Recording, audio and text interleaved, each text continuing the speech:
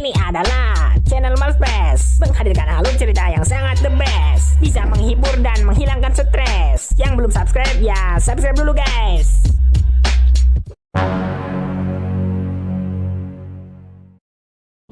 Pagi hari di wilayah Texas, Amerika. Mungkin selama di beberapa episode belakangan ini kalian dibikin bertanya-tanya, di manakah Tex? Kenapa pria itu tidak pernah terlihat lagi? Sekaranglah di episode 34 ini baru terlihat seorang Tex yang sedang dipukuli oleh anak-anak buah Bu Lin. Bu Lin adalah salah satu dari pemimpin regional. Kenapa Tex di situ dipukulin? Bang Sam juga tidak terlalu mengerti kronologinya bagaimana. Tapi anggap saja bahwa Tex ini bekerja untuk pemerintahan, mungkin semacam petugas keamanan. Namun Tex membuat masalah karena telah mencuri informasi yang dirahasiakan. Jadi di situ Tex dihajar habis-habisan. Sebelum mengakhiri sesi pemukulan, Bu Lin menunjukkan sebuah mesin penjawab telepon milik Tex. Ia sudah mencurinya diam-diam dan berhasil mendapatkan informasi tentang Kara yang menghubungi Tex, meminta bantuannya dan membuat janji pertemuan di sebuah tempat pada jam 2 siang hari ini. Hahaha, dengan ini aku bisa menangkap tikus yang kabur itu, ujar Bu Lin. Tex terlihat sangat marah dan berusaha menyerang Bu Lin, tetapi bisa segera dicegah oleh anak-anak buahnya Lin. Setelah itu, Tex dihempaskan ke sebuah ruangan kandang hewan dan dikurung di sana. Tanpa mereka sadari bahwa Tex tadi hanya pura-pura menyerang. Niat sebenarnya adalah mengambil bros milik si Bu Lin, dan Tex berhasil mencurinya secara diam-diam. Singkat cerita, beberapa saat kemudian terlihat satu anak buah Bu Lin hendak memberikan semangkuk sarapan untuk Tex. Tapi diludahin dulu gitu makanannya sama dia. Parah emang anak buah Bu Lin ini. Sebut saja dia Dodol. Betapa terkejutnya Dodol saat mendapati temannya yang ditugaskan untuk menjaga Tex sudah dalam keadaan meninggoy. Lalu Tex yang mereka kurung juga sudah tidak ada di kandang. Tex ternyata menggunakan bros Bu Lin untuk melepaskan borgol yang mengikat kedua tangannya. Lalu dia membunuh si penjaga dan kabur melarikan diri. Dodol yang panik langsung saja melaporkan hal tersebut kepada Bu Lin. Namun Bu Lin merespon dengan santai. "Kalem Dol, kita kan tahu dia akan kemana," ujarnya.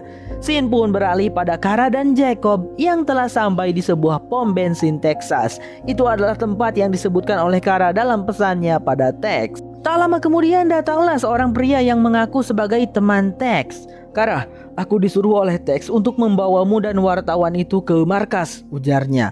Namun Kara langsung curiga karena saat mengirim pesan kepada Tex, Kara tidak menyebutkan apapun tentang wartawan. Karena ketahuan, pria itu langsung saja melakukan serangan pada Kara.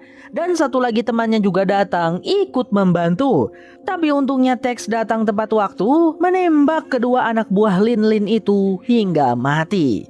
Singkat cerita, Tex pun membawa Kara dan Jacob ke rumahnya. Dan tentu saja rumahnya Tex ini tersembunyi, tidak diketahui oleh pihak pemerintah. Di sana juga ada putrinya Tex yang bernama Kathleen kalau kalian lupa. Setelah reuni singkat, Kara pun segera menceritakan semua yang telah terjadi di istana presiden.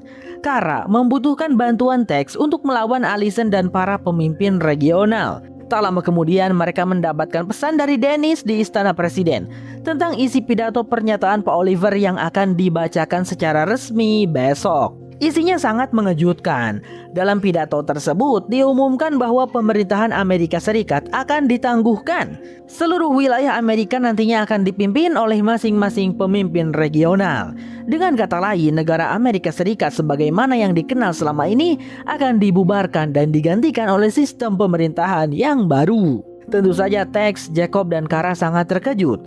Namun Kara merasa Pak Oliver tidak akan membuat pidato seperti itu. Ia sangat yakin bahwa Pak Oliver sedang dikendalikan oleh Allison. Jadi rencana mereka selanjutnya adalah menyelamatkan Pak Oliver sebelum ia membacakan pernyataan tersebut. Sebuah flashback pun diperlihatkan.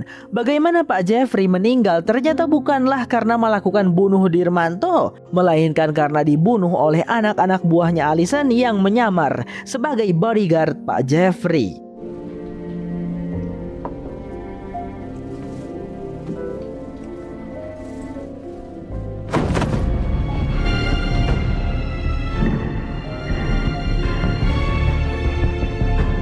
No, Pak Pak Jeffrey kita teman-teman. By the way teman-teman, awal-awal menonton series ini Bang Sam juga berpikir kalau series ini adalah propaganda Amerika Serikat. Ngelawan Cina lah, ngelawan Inggris lah. Terus di season 1 musuh utamanya adalah Ruskov dari negara Rusia.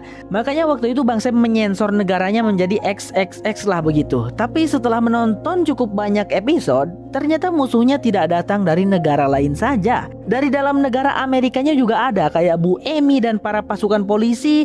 Terus sekarang Allison dan para pemimpin regional. Ya, Bang Sam cuman mau bilang kalau series ini ternyata tidak 100% propaganda. Karena tidak semua orang Amerika di series ini baik. Ada yang antagonis juga. Mungkin series ini ingin memberitahu kita bahwa di setiap negara, orang jahat pasti akan selalu ada. Begitupun orang baik. Jesse, pilot helikopter Nathan James saat ini, dia berasal dari Cina juga loh. Tapi tidak jahat seperti si Apeng kan?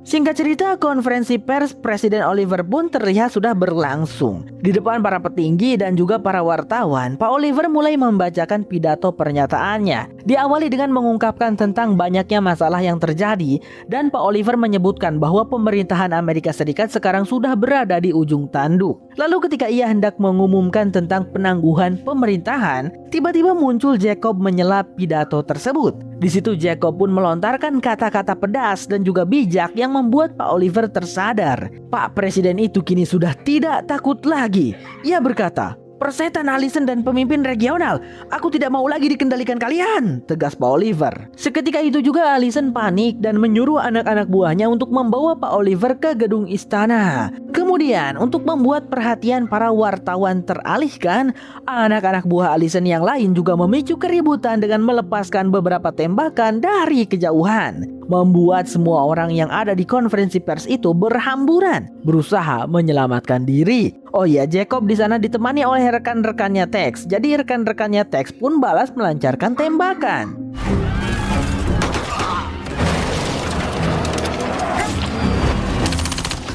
Sementara itu dua anak buahnya Allison yang membawa Pak Oliver ke dalam gedung tiba-tiba ditembak oleh Kara dan Tex menggunakan pistol yang dilengkapi silencer sehingga suara tembakannya tidak terdengar keras, cuman piu-piu. Pak Oliver untungnya dengan cepat mau diajak kerjasama. Dia menurut untuk dibawa oleh Kara dan Tex. Setelah mereka pergi agak jauh, di belakang muncul Allison yang tampak terkejut karena ternyata Pak Oliver telah dibawa. Seharusnya Kara di situ melepaskan tembakan dan membunuh si Allison, tapi Kara malah meninggalkannya begitu saja, sehingga Allison pun jadi bisa menghubungi anak-anak buahnya yang lain untuk berusaha menghentikan aksi Kara membawa presiden.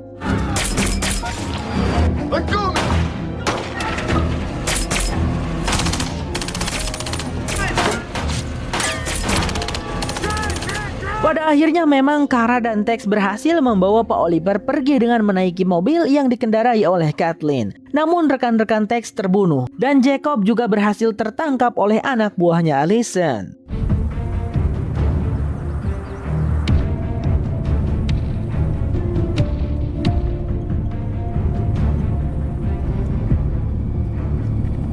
Scene berpindah ke kapal Nathan James. Takehaya mengutarakan kepada Tom dan Mike bahwa ia sudah mendapatkan informasi dari para anggotanya tentang tujuan si Apeng pergi ke Tokyo.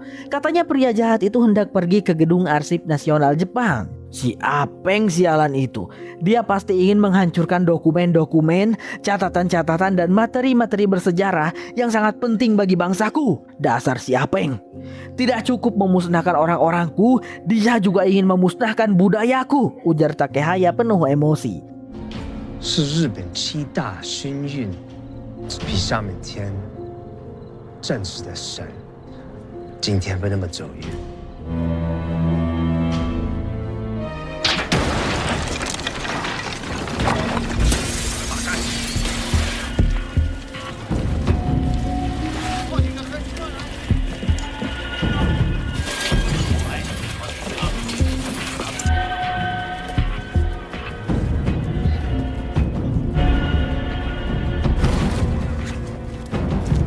Beberapa saat kemudian di atas kapal Nathan James, tim CIC berhasil mendeteksi posisi salah satu kapal perang milik Apeng yang sedang berlabuh sekitar 3 km dari Tokyo. Kapal tersebut berada dalam status siaga penuh dan membentuk garis pertahanan untuk melindungi Apeng beserta pasukannya yang berada di daratan. Lalu muncul pertanyaan, bagaimana kapal itu bisa terdeteksi? Jawabannya adalah karena kapal tersebut tidak sedang menjalankan kondisi MCON, yaitu prosedur untuk meminimalkan pancaran radar dan sinyal elektronik agar tidak mudah ditemukan musuh. Dan karena radar dan sistem elektroniknya tetap aktif, posisinya pun dapat diketahui oleh tim CIC Nathan James.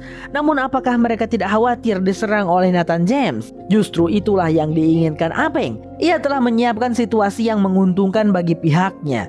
Jika Tom dan rekan-rekannya memilih mendarat untuk menyerang Apeng beserta pasukannya, kapal perang yang sedang siaga itu dapat segera memberikan dukungan tembakan dari laut. Sebaliknya, jika Nathan James mencoba menghancurkan kapal perang yang sedang berlabuh tersebut, mereka akan menghadapi resiko yang jauh lebih besar. Apeng masih memiliki satu kapal perang lagi yang hingga saat ini belum diketahui keberadaannya. Begitu Nathan James membuka serangan, posisinya tentu berpotensi terungkap. Jika kapal perang kedua milik Apeng berhasil menemukan mereka terlebih dahulu, Nathan James akan berada dalam bahaya besar karena dapat diserang dari arah yang tidak terduga. Tapi tenang, aku punya sebuah rencana, seru Tom. Oh iya, Kapten Maylan juga sudah bertobat ya guys. Sekarang dia sudah mendukung Admiral Tom dan bahkan mau membantu. Dia bersedia untuk diberi tugas apapun.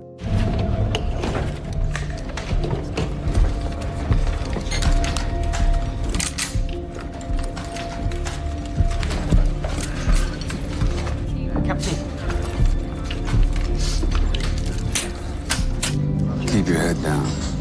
On a swivel. CIC, Bridge. Cobra team has wet feet. 2 mics to drop point. All right, turn two, wheels up in 5 mics. Tim 1 yang dipimpin oleh Mike diutus oleh Tom untuk melakukan penyelaman ke dalam laut dan menyusup masuk diam-diam ke kapal perangnya Apeng yang pertama. All teams, Hanan's just checked in. Mother, this is Nomad. Divers in the water. Stand by for alert on the 15-minute countdown. Setelah berhasil masuk ke kapal perangnya Apeng secara diam-diam, Mike bersama pasukannya itu mulai melakukan penyergapan secara tiba-tiba dan mengambil alih ruangan-ruangan penting di kapal tersebut. No talk. Hands! Listen to his hands! Get him up! Hands! And on CIC secure. Mision sukses. Kapal perang pertama Apeng berhasil dibajak sepenuhnya dan para kru kapal Apeng pun segera diamankan, diikat agar tidak macam-macam. Mike pun segera mengabarkan hal tersebut kepada Tom yang berada di tim kedua, di mana tim kedua ini sudah diterjunkan ke gedung arsip Tokyo dan sudah siap untuk melakukan serangan dadakan kepada Apeng dan pasukannya. Ketika mereka mendapat kabar bahwa kapal perang Apeng yang berjaga sudah diambil alih oleh tim pertama, tanpa membuang waktu Tom dan pasukan di situ langsung saja bergegas menyerbu pasukannya Apeng yang berada di sana.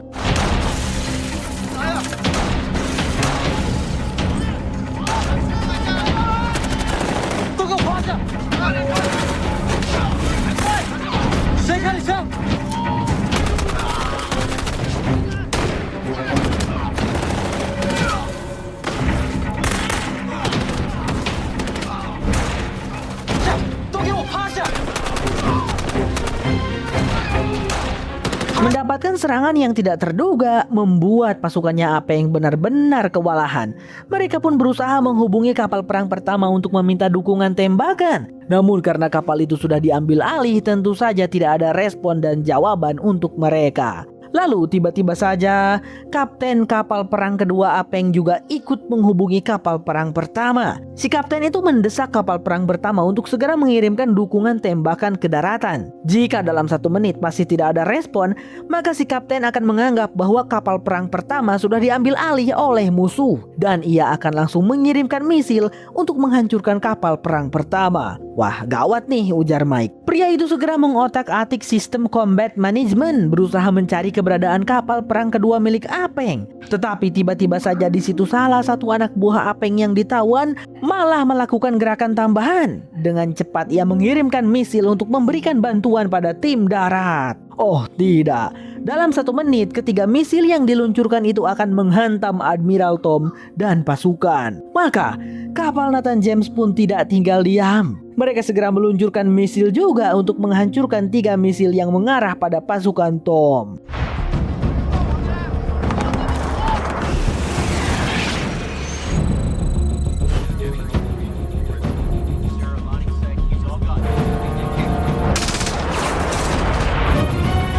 Mission sukses lagi. Namun ternyata tidak ada waktu untuk menarik nafas lega karena kapal perang kedua Apeng sekarang sudah berhasil menemukan posisi kapal Nathan James. Dalam hitungan detik, kapal Nathan James akan dihujani oleh rudal-rudal yang mengerikan. Tetapi ternyata Mike sudah lebih dulu mengirimkan rudal dari kapal perang pertama Apeng.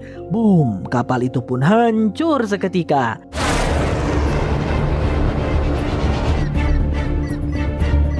I need targeting solutions on that second destroyer.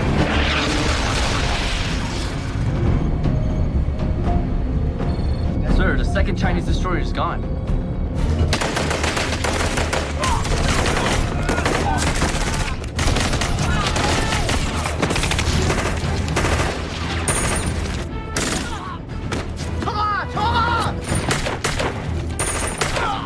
Oh ya, by the way kawan-kawan, Takehaya dan para bajak laut juga turut serta dalam tim 1 dan juga tim 2. Mereka ikut membantu misi tersebut. Takehaya pun terlihat sangat marah dan juga sedih melihat benda-benda pusaka milik negaranya yang dihancurkan. Beberapa saat kemudian, Takehaya sendiri yang berhasil menemukan Apeng. Pria jahat itu tampaknya mencoba untuk kabur, tapi Takehaya tentu tidak akan membiarkannya. Di situ terjadilah duel tembakan layaknya koboi. Takehaya maupun Apeng sama-sama menembak. Tetapi ternyata Takehaya lah yang terkena tembakan di pinggangnya.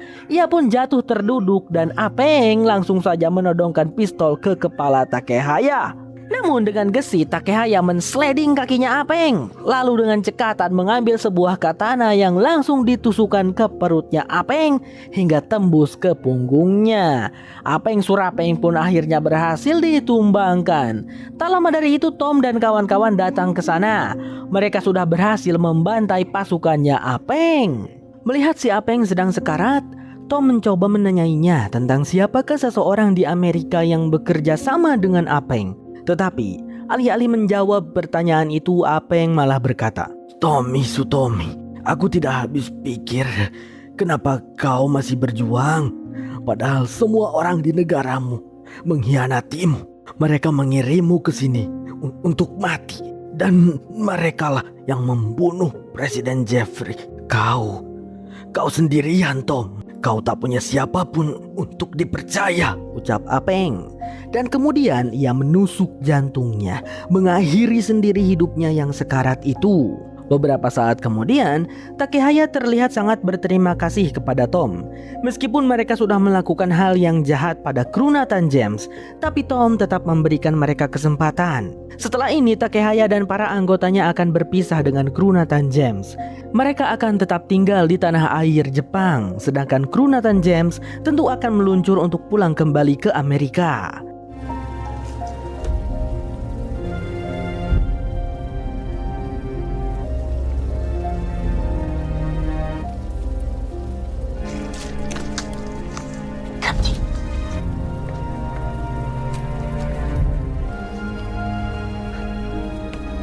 Episode 34 ini lalu ditutup dengan memperlihatkan tayangan berita di TV Amerika Serikat.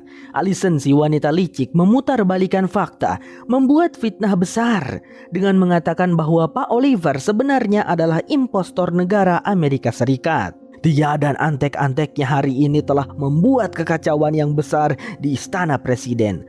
Bahkan setelah kami selidiki, ternyata beliaulah dalang di balik kematian Pak Presiden Jeffrey serta pembunuhan Pak Rivera dan Pak Alex.